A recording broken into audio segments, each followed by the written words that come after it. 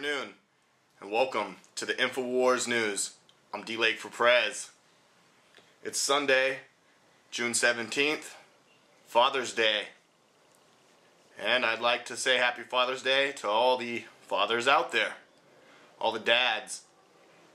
Today's your big day, guys. You know, also to all the young gentlemen in the info war that are dads and you know, the juggling act. And so that's why today is Father's Day, a day of appreciation for fathers everywhere. If you're a young gentleman that is you know, trying to become a father, you know, maybe you and your young lady friend are trying to get pregnant, well, I wish you all the luck in that adventure. Raising kids, man, it's a job. And so happy Father's Day. Right.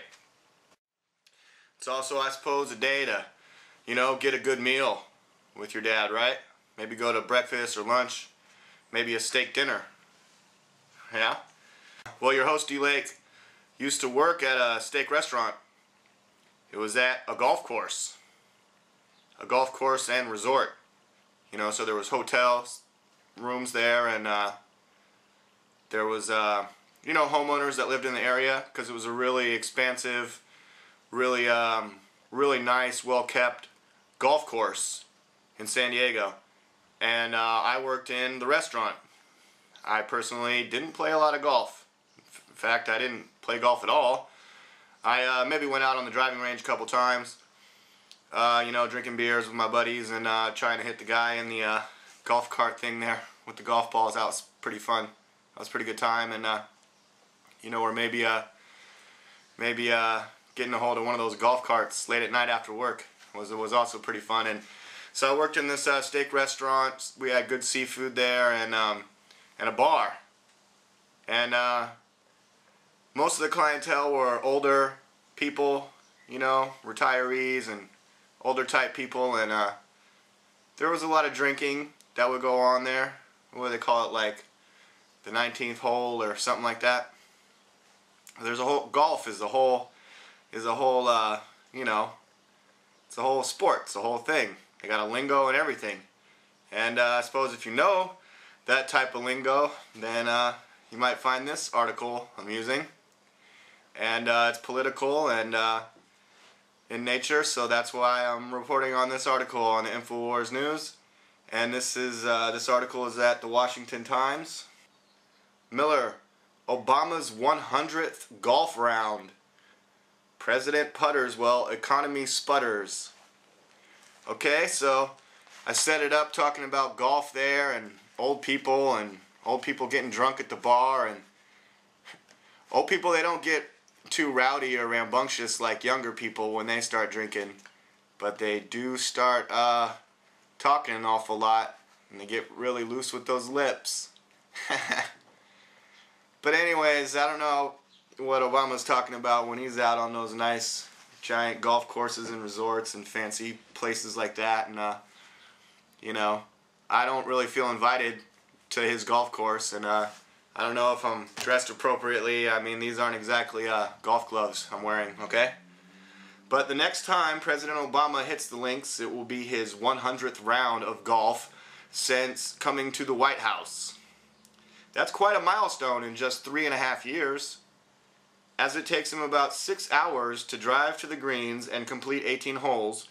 Mr. Obama has spent the equivalent of 4 months worth of work time golfing. Meanwhile, the U.S. economy has been stuck in a sand trap.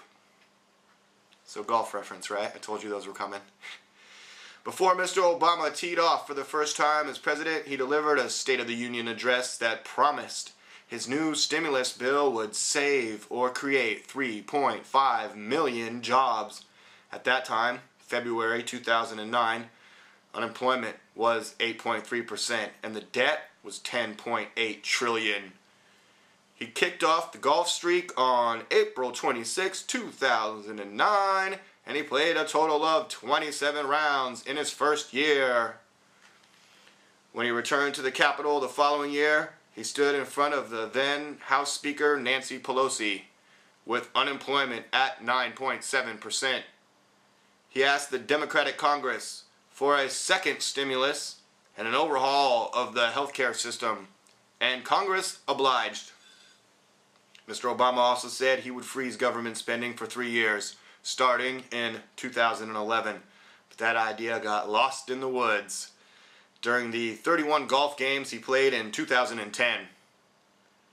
Using his personalized 44 Titleist balls, which remind haughty caddies he's the 44th president.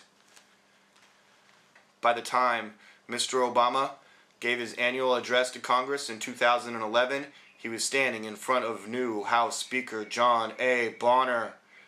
Brought in during the Republicans' midterm wave, unemployment was still at a high 9.1%. Mr. Obama announced, "This is our generation's Sputnik moment," and demanded more money be spent. The debt hit $14 trillion.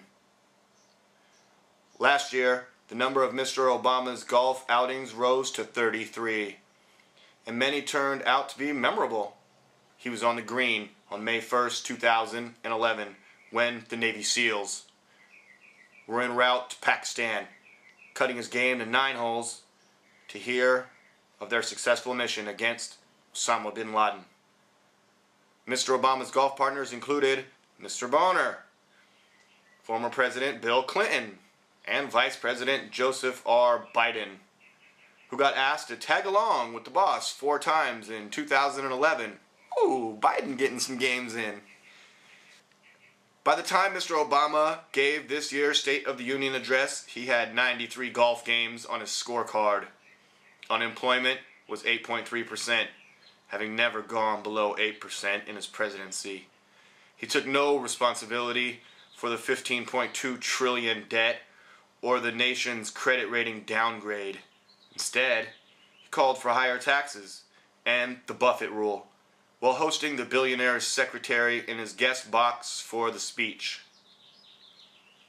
Mr. Obama had no sense of the inappropriateness of playing 99 rounds of golf. Well, 99% of the country couldn't even afford the cost or time to go once. Now, he wants a second term to finish what he started. After the 100th round, voters may want to think twice about giving him a mulligan. Right. That article by Emily Miller, who is a senior editor for the opinion pages at the Washington Times. Okay, well, I guess it's time to hit the links or whatever they say in that golf world, and you know, I'm sure Obama knows all about it. He knows a lot more about that and spends quite a bit of time doing that, which is fantastic and marvelous and wonderful, and I can't wait to see what Mitt Romney's game looks like. You know, where is he? Is he golfing right now for Father's Day? I don't know. You know what? I sure would have liked to see that Ron Paul 25-mile bike ride in the heat of Texas, anytime, any day, with those other contenders that were on the stage at that debate. If you remember that one, it was a good one. Anyways, happy Father's Day. I'm DLAKE for PREZ, the InfoWars Nightly News.